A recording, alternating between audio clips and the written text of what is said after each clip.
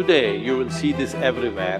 When people say, I am only human, they are talking about the limitations of being human. They are not talking about the possibilities of being human, isn't it? If we are the most intelligent species on the planet, if we are the most capable species on the planet, should we be talking about our possibilities or should we be talking about our limitations? You are the sum total of all of the choices that you've made up until now. And anything about yourself or your life that you don't like or isn't working or is mobilizing you is to be looked at in terms of, can I grow? Rather than, why did I do it, or isn't this wrong? I don't like what I've done. I don't like the fact that I can't do this well or I can't do that well. So I will list these things in my own repertoire, and then I will be constantly trying to repair those deficiencies, always assuming that I'm deficient, that there's something wrong with me, and I'm trying to fix it. And when you do that, you spend your whole life doing that. But in order to be the winner you were born to be, you must plan to win, you've got to prepare to win, and you must expect to win. And if you don't plan to win, and if you don't prepare to win, then you have no legitimate reason for expecting to win.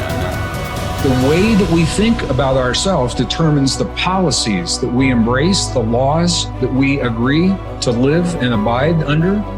Those are all based upon our story. So all of a sudden you see the battle for our story is front and center. I mean, what could be more important than that right now? So when we talk about that battle, there's a battle for who we are and the way that we think about ourselves. You are creators who have come into this environment for the details that it evokes from you.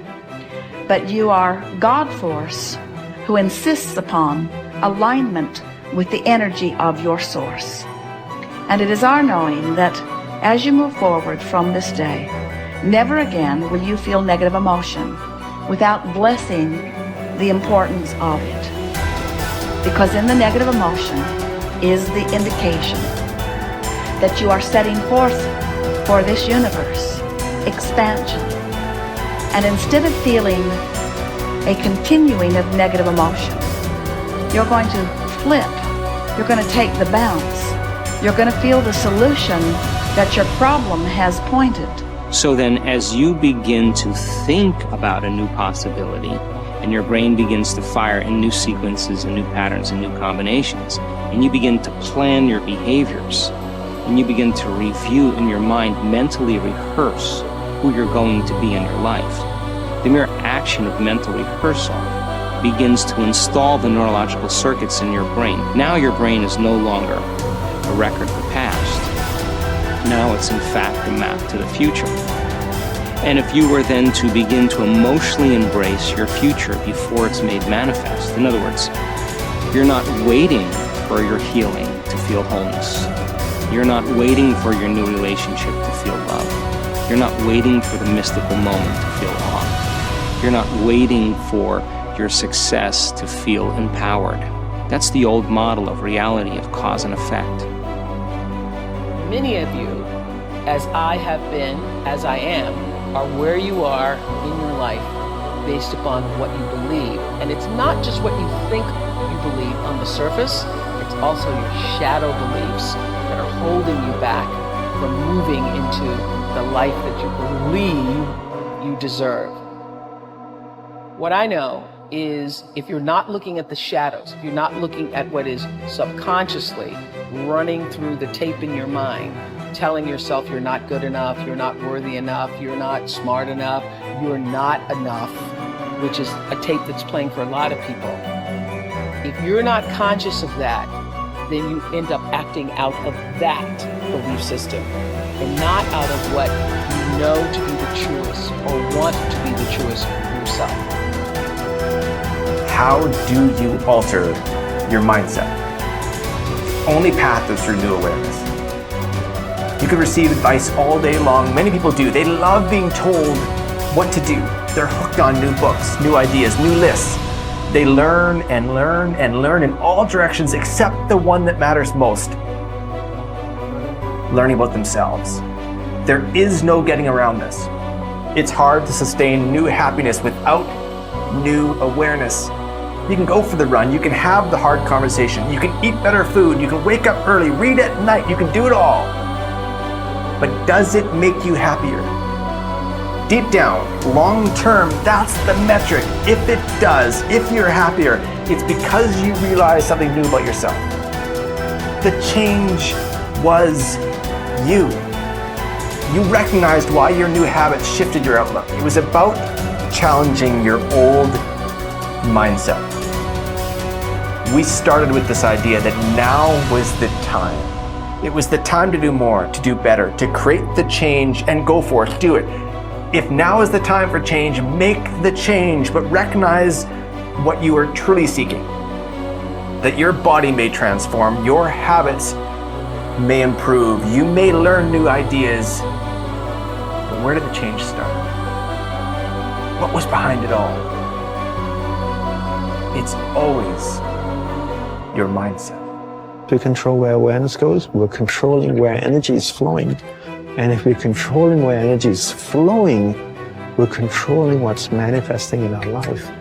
And this is a great secret to learn. This is something that I've learned in the monastery. My guru shared with me that's really changed my life. Because I've realized that all I need to do is control where my awareness goes. And if I can control where my awareness goes, I can control where my energy is flowing. And if I can control where my energy is flowing, I can control what is manifesting in my life. And therefore I can even choose to create positive things in my life or negative things in my life. If you want to enjoy self-confidence on the outside, you must practice complete integrity on the inside. The foundation of self-confidence is for you to live your life consistent with your innermost values and principles, while thinking and acting in harmony with your highest aspirations. Men and women with the most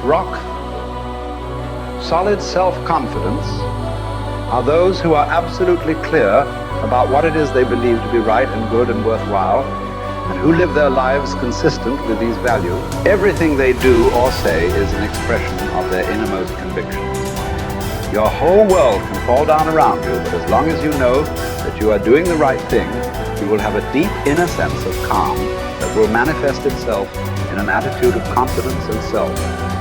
In an attitude of confidence and self-assurance in any situation. You will have many ups and downs in life. But what is most important is that you remain true to yourself. Your true values are only expressed in your actions, in what you do. You can tell what you truly believe by observing what you do in any situation in which you have to make a choice, especially when you are under stress and pulled in two directions at once, with opposing demands or responsibilities. This is when your true values are revealed.